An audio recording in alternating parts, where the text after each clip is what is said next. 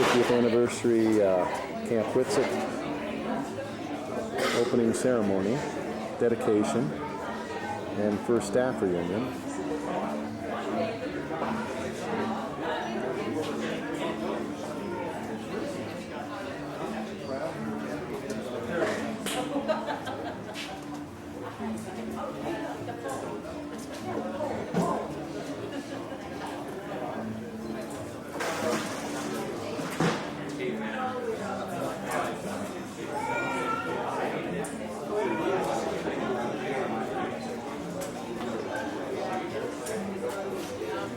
Thank you. Will Putnam.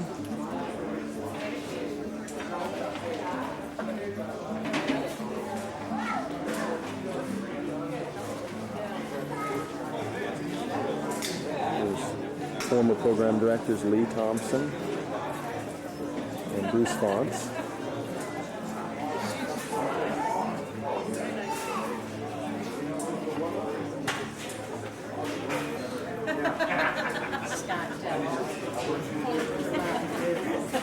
Hello,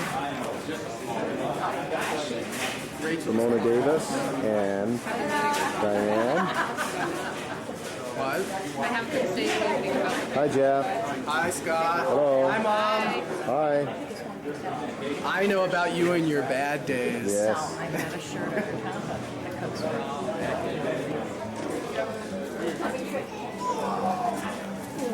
John McKenzie, the new camp director. Chuck Smith.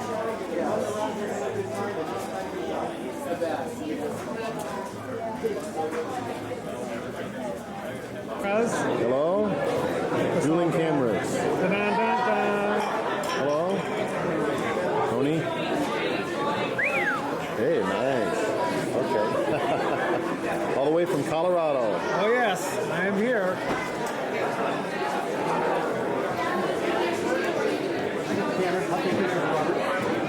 Okay, smile, Bob.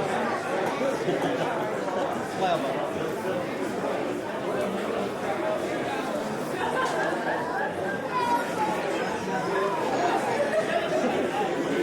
Hands slower, hands slower. Thank you, Mr. Disney.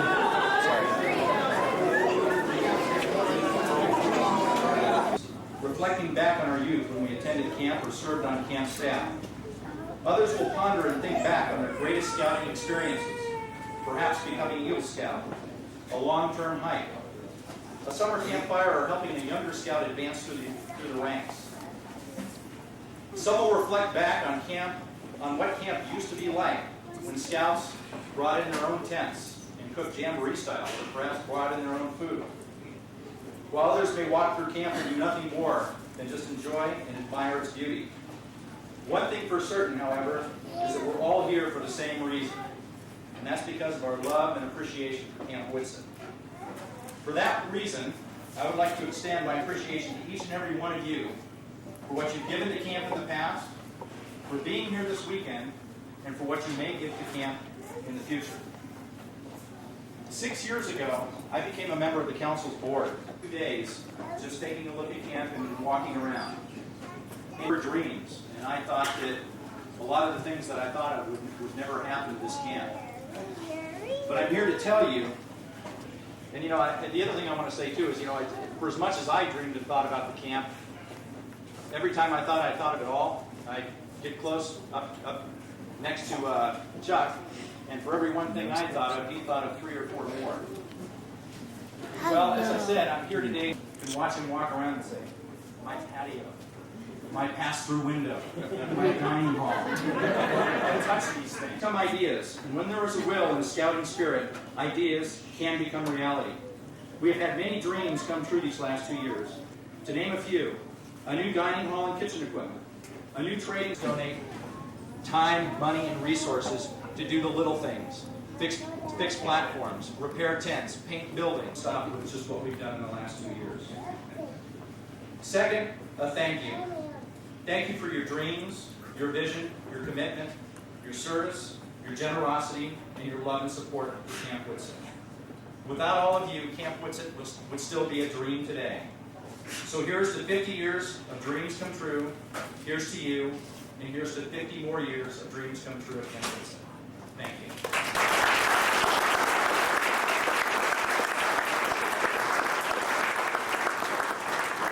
Okay, with that, I'd like to introduce some of our special guests that we have with us today. First of all, I'd like to recognize many of the council executive officers that are with us. First of all, Mr. David Landon, our council president.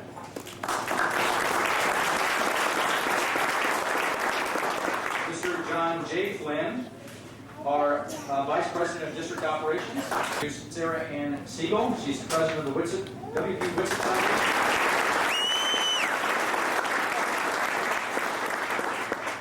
Eleanor Robinson and her husband Dave, and they are the parents of Eagle Scout.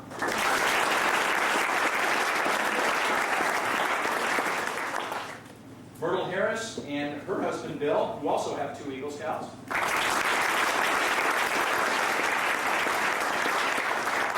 And finally, the other board member that's with us here today, Sarah Bauer and her husband Bob.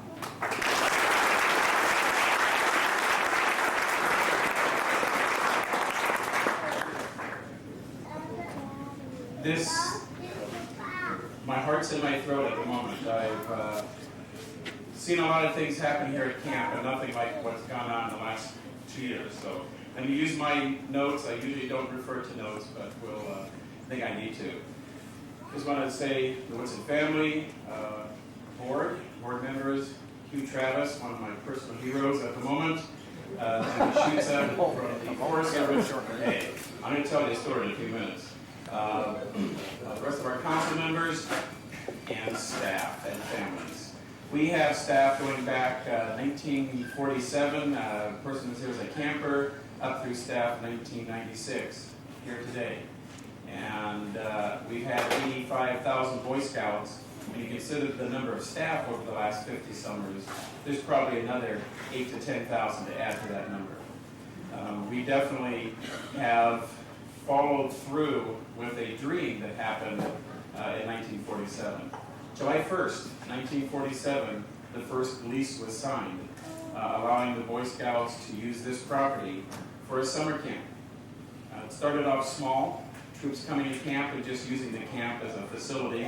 We providing some cleanup work and not much in the way of program, until today, when we not only provide program, everything from a swimming, boating, high adventure, mountain bikes, horses, rifle range, archery range, nature area, scoutcraft area, handicraft area, a first-year program for those brand new scouts.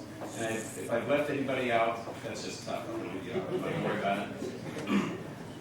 To not only that, but feeding them and housing them in now tents and platforms, and allowing them to be cleaned in great, wonderful showers. Grubs.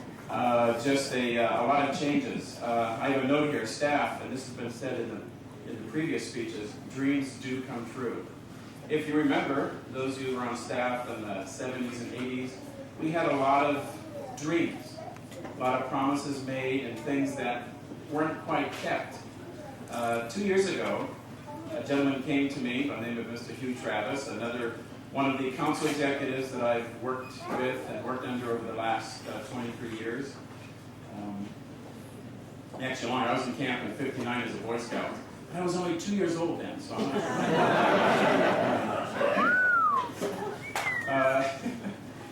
well, we do tell stories.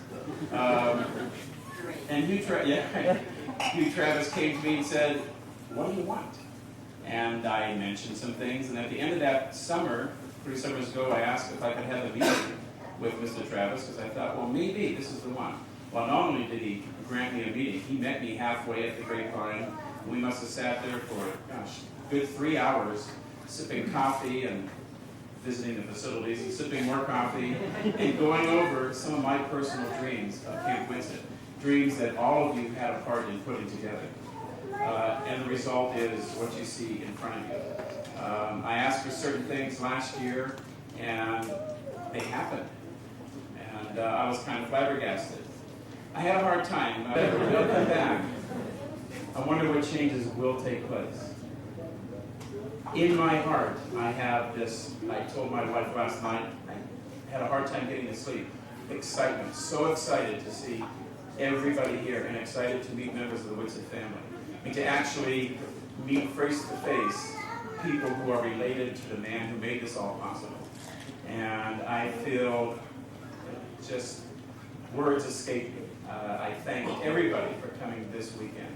I want you to know that if there was a way, if you have a day or two this summer you'd like to give to volunteer and camp staff, hey, fill out the paperwork, we'll get you up there. And Hugh, member of the Whitsett family, Myrtle, Forest Service, and all my brother and sister staff members, thank you very much for showing up today.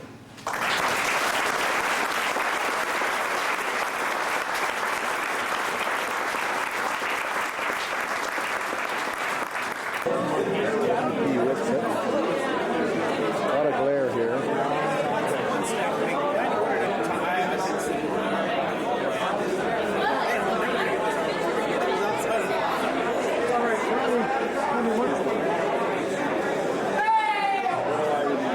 Actually, the one thing you told me that I get that.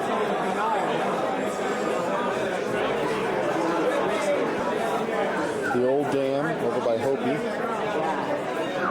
For the old dock. I got the old one where they had the tent and the island out of the center. Do ya? Yeah. Like assassin. A lot of glare here. This is the construction of the dam. This window there to jump by. There's one only chance they have. As it turned out, I got a cut in the back. Shot me. Famous days of assassin. Famous days of assassin. I know who finally won that. Give a Banfield messed up on the worship house. That was the summer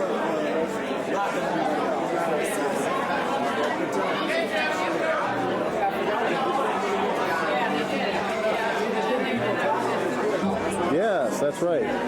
How did you break that arm at the collecting bones? I think no. I cut my forehead collecting those bones. Oh, really? I tripped and fell. Yeah. I.e. Alder Creek. Go I on. think I broke my hand playing softball. I think Someone you did. slid into me. With your favorite partner, Dr. Schmidt? Or? Oh, yeah. With Mr. Whitsett.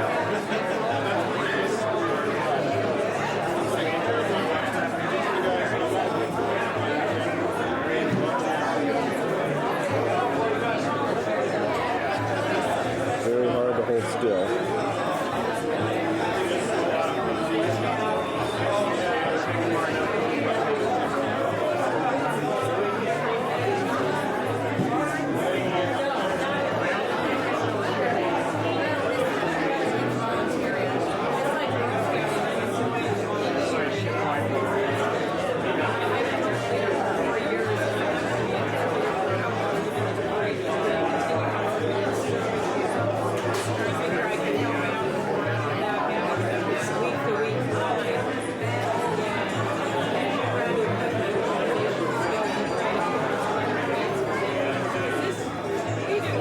years, and I did 18 or 19 more years.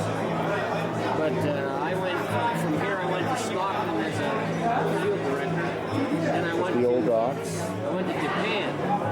For I like it. Still in this county? And the new docks. Yeah, if the American military people chartered a local council,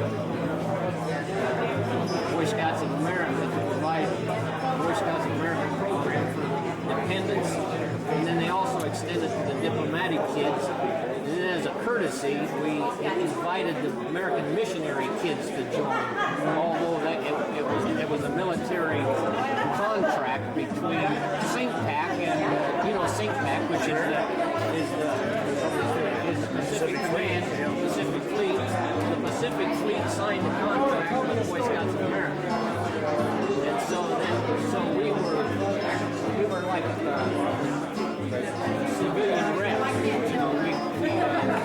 I had a advanced 14 rank.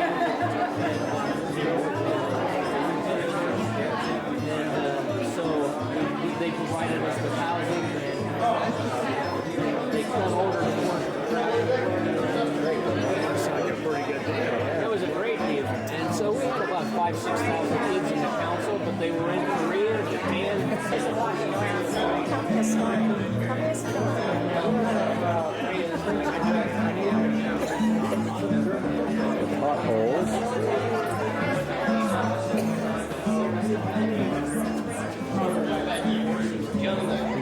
Lakeside Chapel. We, you know,